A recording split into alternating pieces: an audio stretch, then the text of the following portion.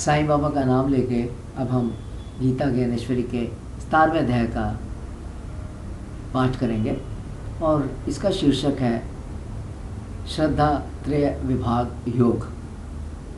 16वें अध्याय में हमने देखा कि श्री कृष्ण भगवान अर्जुन से कहते हैं कि काम, क्रोध, लोभ ये 3 नरक द्वार हैं, इनसे बचना चाहिए तथा हमको शास्त्र के दिखाए हुए मार्ग पर अर्थात जैसा कि शास्त्रों में बताया गया है उसी रास्ते पर चलकर कर्म करने चाहिए।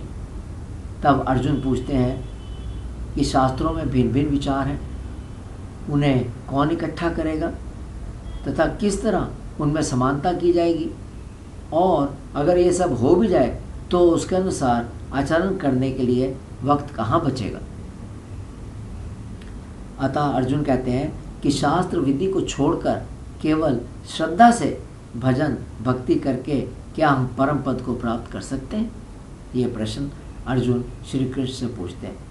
तब श्री कृष्ण कहते हैं कि सब मनुष्यों में पूर्व कर्मों के अनुसार कुछ संस्कार बन जाते हैं जो अंतःकरण को प्रभावित करते हैं, हमारे मन को प्रभावित करते हैं, हमारी सोच को प्रभावित करते हैं, और उस प्रभावित सोच के कारण अंतःकरण के अनुसार ही मनुष्यों में श्रद्धा होती है।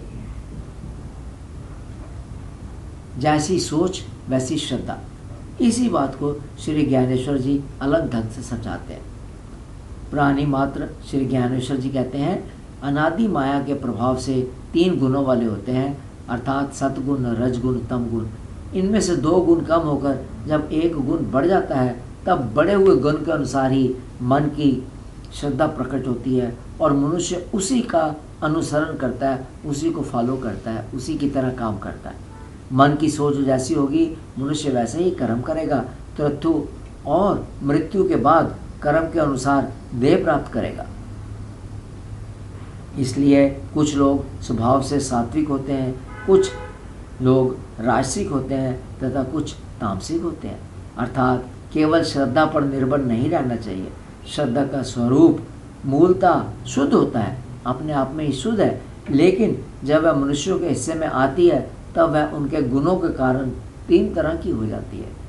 श्री कृष्ण कहते हैं कि सात्विक श्रद्धा के लोग श्रुति, स्मृति, पुराण में दिए गए निर्देशों के अनुसार देवताओं को पूजते हैं। राजस श्रद्धा के पुरुष यक्ष और राक्षसों की पूजा करते हैं तथा तमस श्रद्धा के पुरुष भूत प्रेत की पूजा करते हैं। श्री ज्ञानेश्वर जी कहते हैं कि स्वभाव से सात्विक प्रवृत्ति वाले लोग शास्त्रों की पढ़ाई ना करके अपने पूर्वज के बताए रास्ते पर चलकर भी मोक्ष प्राप्त कर सकते हैं, अथवा शास्त्रों के निर्देशों का पालन करने वाले विद्वानों का केवल अनुसरण करके उनको फॉलो करके वो तर जाते हैं। श्री कृष्ण कहते हैं जैसे श्रद्धा 3 तरह की है वैसे भोजन, यज्ञ, तप और दान भी 3 तरह का है। अब एक एक करके हम इनके बारे में बात करेंगे। भोजन, इस पर बात करेंगे। भगवान श्री कृष्ण कहते हैं कि सात्विक जो पुरुष है उसको भोजन कैसा पसंद है? जो रस से भरे हुए हैं, मीठे हैं, चिकने हैं और ज़्यादा देर तक स्थिर रहते हैं, अर्थात शरीर में देर तक टिके रहते हैं। ऐसे भोजन सात्विक लोगों को पसंद है। और बहुत कड़वे, खट्टे, नमकीन, तीखे, रूखे खाने ये सब रजस पुरुषों को अच्छे लगते हैं। ये दुख को, चिंता को और रोगों को पैदा करने वाले होते हैं। और तामस लोगों को कैसे अच्छे लगते हैं? जो अधपका भोजन है, अधपका भोजन, पूरी तरह से पका भी नहीं है, सूखा है, बासी है, गंदा खाना, ये तामस लोगों की पसंद है। श्री कृष्ण कहते हैं कि भोजन का हमारे मन तथा सोच पर बहुत असर होता है, अतः हमें सात्विक वृत्ति के लिए सात्विक आहार ही लेना चाहिए। अब यज्ञ, तो यज्ञ भी 3 तरह के हैं। श्री कृष्ण कहते हैं सात्विक यज्ञ। सात्विक यज्ञ क्या है? वो जिसे शास्त्र विधि के अनुसार किया जाता है। ऐसा यज्ञ करना कर्तव्य है तथा उसमें फल की इच्छा के बगैर किया जाता है, यही सात्विक यज्ञ है। तो सात्विक यज्ञ में क्या बात है?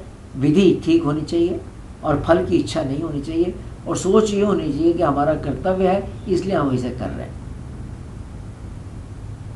और राजस यज्ञ क्या है? जिसमें यज्ञ अपना बड़प्पन दिखाने के लिए किया जाता है तथा फल प्राप्ति करने के उद्देश्य से किया जाता है। तो इसमें दो चीज़ें हैं, अपने आप को बड़ा दिखाना कि यज्ञ कर रहा है और फल की प्राप्ति। और तामस यज्ञ वो यज्ञ है जिसमें शास्त्र विधि को फॉलो नहीं किया जाता, अर्थात ये शास्त्र विधि के बगैर है, ब्राह्मण के साथ शत्रुता का भाव होता है, अन्न दान से ये रहित है, दक्षिणा के बगैर है, ना इसमें दक्षिणा है ना इसमें अन्नदान है, और जो ब्राह्मण है उसके साथ भी शत्रुता का भाव है, ना इसमें शास्त्र विधि है। तो ये जिसमें ये सारे हैं वो तामस यज्ञ होता है। अब तप, श्री कृष्ण भगवान कहते हैं तप भी तीन तरह का है। सात्विक तप, शरीर से किया हुआ तप, माता पिता देवता ब्राह्मण गुरु और ज्ञानी इनको पूजना, सरल व्यवहार तथा प्राणियों से हिंसा ना करना। वाणी से, वाणी क्या है? पुरुष जो भी बोलता है उसमें किसी को दुख ना हो, सबके हित में बात करे, मीठा बोले। और मन से, मन राग द्वेष से परे होना चाहिए, मन में सभी लोगों के कल्याण की इच्छा होनी चाहिए, मौन व्रत रखना चाहिए, इंद्रियों पर पूरी तरह से नियंत्रण हो ताकि वह मन की तरफ ना जाए, बुद्धि निष्कपट होनी चाहिए।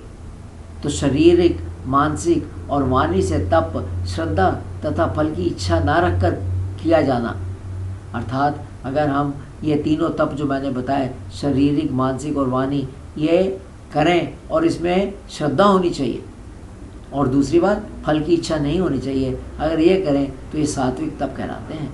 और राजसिक तप क्या है? अपना मान बढ़वाने के लिए दंभ से जो तप किया जाता है तथा जिसका फल अनियमित है और अनिश्चित है, उसे राजस तप कहते हैं। तो अपना मान बढ़वाने के लिए, अहंकार के लिए किया जाता है। और तीसरा तामसिक तप, तामसिक तप में क्या है? जहाँ पर ये सोच, जो करने वाला ये सोचता है कि देह ही आत्मा है, तो जो ये फैसला सोचकर, पक्का फैसला करके कि देह ही आत्मा है और देह को पीड़ा देकर या दूसरों का नाश करने के लिए जो तप किया जाता है वह तामस तप है। तो तप करते वक्त इस बात का पूरा ध्यान रखना है। अब अगला है दान। तो श्री कृष्ण भगवान कहते हैं क्योंकि मनुष्यों की प्रकृति तीन तरह की है, इसलिए उनके द्वारा किया गया दान भी तीन तरह का होता है। सात्विक दान, सात्विक दान वो है जो पुण्य क्षेत्र में, पुण्य काल में बिना फल की आशा के वेद शास्त्र ब्राह्मणों को दिया हुआ दान है, वो सात्विक दान है। दूसरा जो दान फल की आशा से तथा दुखी मन से दिया जाता है वह राजस दान है, राजसिक दान। और तामस दान क्या है? अपवित्र जगह पर अपवित्र व्यक्ति को और सत्कार के बिना या किसी को अपमानित करके जो दान दिया जाता है, दान देते वक्त उसका अपमान किया, दान लेने वाले का अपमान किया जाता है, वह तामस दान है। श्री ज्ञानेश्वर जी बताते हैं कि इच्छित फल, अर्थात फल की प्राप्ति के लिए हमारे में इच्छा होती है, उसके लिए सात्विक कर्म में शक्ति है। कहने का मतलब है अगर हम सात्विक कर्म करें तो हम इच्छित फल, जो हमारे मन में फल लेने की इच्छा है, उसे प्राप्त किया जा सकता है। तो सात्विक कर्मों से आपकी इच्छा तो पूर्ण हो जाएगी, लेकिन मोक्ष प्राप्ति नहीं होगी। तब प्रश्न ये है कि सात्विक कर्म किस तरह परमेश्वर से हमें एक रूप कर सकते हैं, अर्थात किस तरह से सात्विक कर्म करें कि हमें मोक्ष की प्राप्ति हो जाए। श्री कृष्ण भगवान कहते हैं कि परमात्मा का निर्देश तीन तरह का है ओम तत् सत। इन तीन नामों के द्वारा ब्राह्मण, वेद और यज्ञ का निर्माण किया गया है। ये तीनों पर ब्रह्म परमेश्वर के नाम हैं। ओम तत्सत ये परमात्मा का नाम है। कोई भी सात्विक कर्म अर्थात यज्ञ, तप, दान, माला फेरना या ओम का नाम लेकर, तो कोई भी सात्विक कर्म आप कर रहे हैं, ओम का नाम लेकर आप शुरू कीजिए। तो पहली बात क्या है? कोई भी सात्विक कर्म आप कर रहे हैं वो आप ओम का नाम लेकर शुरू कीजिए। फिर तत्व नाम में कहे जाने वाले परमात्मा का ही सारा जगत है, ऐसे भाव से फल ना चाहकर सात्विक कर्म कल्याण की इच्छा वाले पुरुषों के द्वारा किया जाता है। तो ये तत्व है। और उत्तम कर्म के लिए सत शब्द का इस्तेमाल होता है। परमात्मा के लिए कि वह कर्म भी सत कहा जाता है। श्री ज्ञानेश्वर जी समझाते हुए कहते हैं कि ओम तत् सत ये अक्षर कर्म के आरंभ में, मध्य में और अंत में कहने चाहिए। पहले कर्म शुरू करते वक्त, कर्म शुरू करने से पहले एकाग्र चित्त से ओम अक्षर को देखिए और फिर उसको वाणी से बोलिए। तो कोई भी कर्म शुरू करने से पहले ओम को देखिए एकाग्र चित्त करके और तब कर्म शुरू कीजिए। फिर दूसरा, तत् नाम भी परमात्मा का है जिसका ये सारा जगत है, अर्थात जो सात्विक क्रिया हमारे द्वारा हो रही है वह परमात्मा की ही है। तो ऐसा सोचना चाहिए। तत्, तो जब मध्य में पहुंचे तो तत्, और फिर कर्म के जब अंत में सत भी नाम परमात्मा का है, तथा सत कर्म में अगर कुछ भी कमी रह जाती है तो सत शब्द उसे पूरा कर देता है। ये कर्म के असत्य को दूर करता है, उसे सत बनाता है। तो कर्म शुरू करने से पहले ओम का नाम, कर्म करते वक्त मध्य में तत्, हे प्रभु सब तत्काल सब तेरा ही है। और कर्म जब खत्म करते हैं तब सत कहना चाहिए, ताकि जो कुछ कमी रह गई है कर्म के अंदर वो भी पूरी हो जाए। सत करके कर्म को खत्म करना चाहिए। अंत में भगवान श्री कृष्ण कहते हैं कि बिना श्रद्धा के हुए सब कर्म व्यर्थ हैं। पूरी पृथ्वी अगर प्लेट बना दी जाए और उसे सोने से भरकर दान बिना श्रद्धा के दिया जाए तो भी वो व्यर्थ है। कितना भी आप दें, कुछ भी कर लीजिए आप, अगर उसमें श्रद्धा नहीं है तो सब व्यर्थ है, सब बेकार है। अतः सब कर्म श्रद्धापूर्वक करने चाहिए। तो ये यहाँ पर समाप्त करते हैं। सुनने के लिए बहुत बहुत धन्यवाद।